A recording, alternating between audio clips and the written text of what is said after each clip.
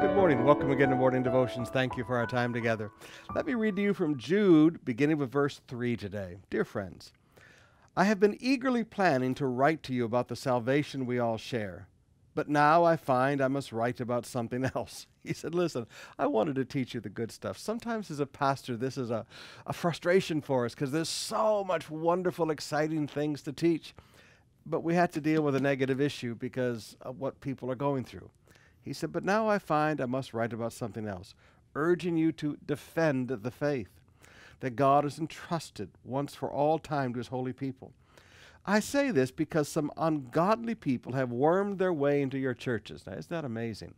Ungodly people somehow get themselves into the middle of the churches, saying that God's marvelous grace allows us to live immoral lives. He said, now listen. This is just not the way things are.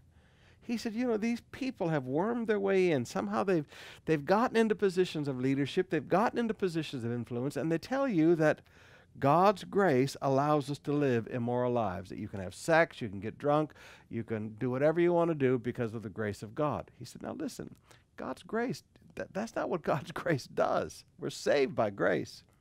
But now, understand the truth of what he's trying to say here. In verse 6, and I remind you of the angels who did not stay within the limits of the authority that God gave them.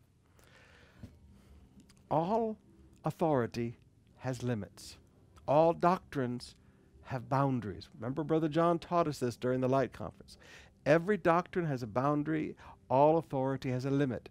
You go beyond that limit of that authority, and you're in rebellion. You'll go beyond the limit of that doctrine, and you're into false truth. Remember, doctrines have boundaries.